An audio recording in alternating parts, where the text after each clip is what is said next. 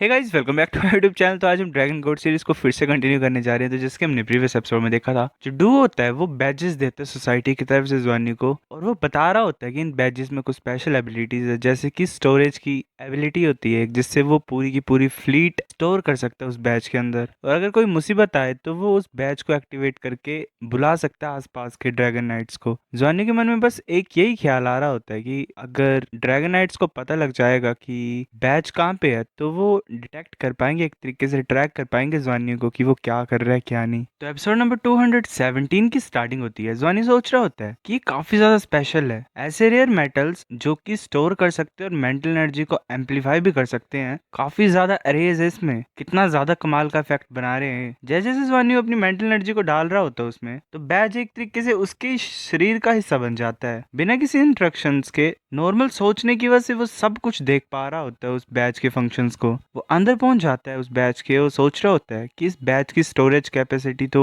एक meteor class assault ship को भी अंदर स्टोर कर सकती है। इसकी क्वालिटी तो कितनी ज्यादा है उन स्टोरेज आर्टिफैक्ट से जो कि डूला प्लेनेट में मिलते हैं। ये जो बैच है ये तो एक तरीके से जिंदा चीज की तरह ही हरकतें कर रहा है। इसकी खुद की इच्छा है। ड्रैगन हॉर्ड स्टार सिस्टम के अंदर ही काफी ज्यादा जल्दी मैसेज भेज सकता है ड्रैगनाइट्स को। मेरे को बस इसकी कॉन्शियसनेस को एक्टिवेट करना है। अगर ड्रैगनाइट काफी ज्यादा दूर भी होंगे हेल्प करने के लिए, पर उन्हें जल्दी से ही सिचुएशन के बारे में पता लग जाएगा। और इससे ज्यादा खतरनाक चीज ये है कि इसके अंदर ड्रैगन नाइट की प्रोजेक्शन है। जब इसकी कॉन्शियसनेस एक्टिवेट हो जाएगी तो प्रोजेक्शन खुद ब खुद ही आ जाएगी लड़ाई लड़ने के लिए। मोम ऑलमोस्ट खत्म हो गए थे उस टाइम पे जब वो जो स्पिरिचुअल कॉन्शियसनेस थी ड्रैगन थ्रोन लीडर की, वो आई थी लड़ने के लिए। ऐसे जो प्रोजेक्शन है वो एक true transcendent level power house के कंपैरिजन में कुछ भी नहीं होती है, पर कुछ टाइम के लिए वो राइवल कर सकती है, मतलब उतनी ताकत दिखा सकती है वो। मैं ये सोच रहा हूँ कि किसकी डिवाइन कॉन्शियसनेस इस एम्बलम के अंदर स्टोर होगी, पर चाहे कोई भी ड्रैगनाइट क्यों ना हो, उनकी पावर काफी ज्यादा होती है। असली ड्रैगनाइट्स जल्दी आ जाएंगे बचाने के लिए। उनकी प्रोजेक्शन भी प्रोटेक्ट कर ही सकती है। ये तो एक तरीके से लाइफ टेल्समैन है, मतलब एक्स्ट्रा जिंदगी है जो मुझे किसी भी सिचुएशन से बचा सकती है। जोनी पूछ रहा होता है ब्रदर डू, कितने ज्यादा मेंबर्स हैं हमारे सेलेस्टियल ड्रैगन सोसाइटी में, क्या सभी के पास ऐसा एम्बलम है? डू बोल रहा होता है कि ड्रैगन नाइट्स के अलावा सिर्फ तुम दो ही हो। टोटल में 11 मेंबर्स है ड्रैगन सोसाइटी में। सिर्फ एक ट्रू मेंबर जो होता है ड्रैगन सोसाइटी का,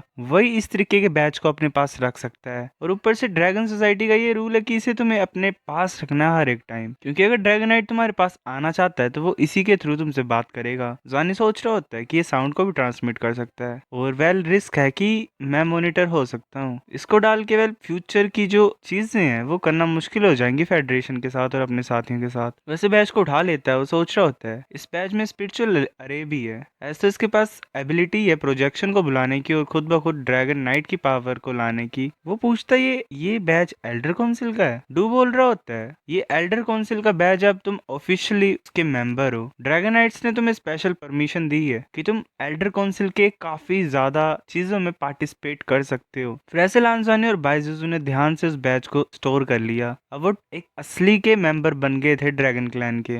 एक तरीके से रिस्क ही था जवानी के ऊपर, क्योंकि वेल अब वो चीजें इतनी आसानी से नहीं कर पाएगा जितने आसानी से वो कर रहा था पहले। डून दोनों को फेंगलोंग सिटी तक ही छोड़ के आता है जहाँ पे उनका घर होता है, फिर वो चला जाता है वहां से। जाने से पहले वो लांजानी को उसकी कॉन्टेक्ट इन्फॉर्मेशन देता है ताकि वो बाद में बात कर सके उससे। वैसे वो पहुंच जाते हैं। जिजू बोल रही होती है ड्रैगन क्लैन सच में इतना ज्यादा खर्चा कर रहे हैं हमारे ऊपर। वो कुछ बोलने लगी होती है ड्रैगन नाइट के बारे में, तभी जॉनी उसे चुप रहने के लिए बोलता है। वो उन बैजेस को सील कर देता है अपनी पावर को यूज करके, और बोलता है कि अब हम फ्रीली बात कर सकते हैं। जिजू पूछ रही होती है क्या ये सच में ब्लॉक कर सकते हैं उन्हें? जॉनी बोल रहा होता है कि यहाँ पे आते हुए मैंने लिटिल बाव को बोला कि क्या वो इल्यूजन बना सकता है ताकि हम उन्हें दिखाएं कि हम क्या दिखाना चाहते हैं, मतलब एक तरीके से कंट्रोल करना कि वो क्या देख रहे हैं। जिजू बोल रही होती है कि हम पकड़े नहीं जाएंगे, वो ड्रैगन नाइट्स हैं, हम उनकी बात कर रहे हैं। जॉनी बोल रहा होता है कि वो गो टायर्ड ड्रैगन नाइट्स भी नहीं देख पाएंगे, वो इल्यूजन से नहीं बच सकते हैं। हम अपने साथियों को बाद में ढूंढते हैं और हमें लिटिल बाव को यहीं पे रखना पड़ना ताकि वो इल्यूजन बना के रखे। जिजू बोल रही होती है पर हमारे लिए मुश्किल नहीं हो जाएगा यहाँ पे वापस आना? जॉनी बोल रहा होता है कि बैच के ऊपर ट्रैकिंग सिस्टम है, हम ऐसे वैसे नहीं घूम सकते हैं। अगर हम जाना भी चाहते तो हमें एक फुल प्रूफ प्लान चाहिए। चलो ज्यादा टाइम वेस्ट नहीं करते हैं। तुम क्या बोल रहे थे पहले? जिजू बोल रही होती है कि मैं ये बोलना चाहती थी कि ड्रैगन क्लैन के पास कितने ज्यादा रिसोर्सेज हैं। तुमने सुना नहीं डार्क ड्रैगन नाइट ने क्या बोला? हमें सिर्फ लाइफ एनर्जी को अब्सॉर्ब करना और ड्रैगन पावर को, और ऊपर से हमें ड्रैगन स्टार में जाने का मौका मिल रहा है जहाँ पे हम बहुत खतरनाक तरीके तरीके से ग्रो हो सकते हैं। जॉनी बोल रहा होता है कि लूजियान के अकॉर्डिंगली अगर मेरी ब्लड लाइन ब्रेक थ्रू कर जाएगी डिवाइन लेवल तक पहुंचने से पहले, तो मेरे को ड्रैगन क्लैन से और भी ज्यादा सपोर्ट मिलेगा। मैं हायर एग्जिस्टेंस बन सकता हूँ जो वो एक्सपेक्ट करते हैं। जिस बोल रही होती है ये अच्छा होगा अगर तुम ड्रैगन गॉड बन जाओगे, तो हम ड्रैगन स्टार और हमारी जो फेडरेशन है उसके बीच जो भी चल रहा है उसे हम बिना खून बहाए सोल्व कर सकते हैं। जॉनी बोल रहा होता है कि वेल यही चाहता हूँ मैं। जितना ज्यादा मैं ड्रैगन्स के साथ इंटरेक्ट कर रहा हूँ उतनी ज्यादा मैं खतरनाक पावर फील कर पा रहा हूँ एंशिएंट ड्रैगन क्लैंस की। इन ड्रैगनाइट्स के लिए पावर इतनी ज्यादा नहीं होती है ना, ज्यादा कुछ पावर से मतलब नहीं है। ये सिर्फ इमोर्टैलिटी चाहते हैं और वो चीज सिर्फ डिवाइन रैलम इन्हें दे सकती है। अगर मैं डिवाइन रैलम बना सकता हूँ और उसमें इन सभी को मैं डाल दूं, तो हम सभी चीजों को पीसफुली सॉल्व कर सकते हैं जो भी फेडरेशन और ड्रैगन हॉर्स गैलेक्सी के बीच में हो रही है। जो बोल रही होती है कि सबसे अच्छा केस होगा, पर बात यह है ना कि ड्रैगन गॉड बनना इतना भी आसान नहीं होगा, मुझे डर है। और रही बात हमारे कंपेनियंस की, तुम्हें चिंता करने की कोई जरूरत नहीं है। इस ड्रैगन स्टार में काफी ज्यादा लाइफ एनर्जी है, वो काफी होगी सभी की कल्टीवेशन के लिए। मेरे को विश्वास है कि तुम्हारी सबसे टॉप प्रायोरिटी यही होनी चाहिए कि तुम्हें खुद इंप्रूव करना, अपने आप को ध्यान देना, अपने आप को एक्सपोज मत करना ऐसे दूसरों की हेल्प करते टाइम। टेलीपोर्टेशन अरे भी कंप्लीट है, कुछ टास्क हैं जो मैं खुद ब खुद हैंडल कर सकती हूँ। अपनी कल्टीवेशन के ऊपर फोकस करो और अपनी एबिलिटीज को जितना ज्यादा जल्दी तुम बढ़ा सको उतना ज्यादा जल्दी बढ़ाओ। जॉनी बोल रहा होता है जिजू को कि हाँ मैं तुम्हारी बात सुनूंगा। तभी वो वहां पे आ जाता है और बोलता है क्या दोनों एस्टीम सिस्टर्स आ चुकी हैं। जॉनी बोल रहा होता है कि ये भी गलत टाइम पे आता है। जॉनी बोलता है कि ब्रदर प्लीज आ जाओ, हम वापस आ गए हैं। ये बोलता है कि मैंने डू से बात की, उसने मेंशन किया कि तुम वापस आ गए, तो मैं एकदम से आ गया यहाँ पे। ड्रैगनाइट्स क्या चाहते थे तुमसे? जॉनी बोल रहा होता है ब्रदर ये काफी बड़ी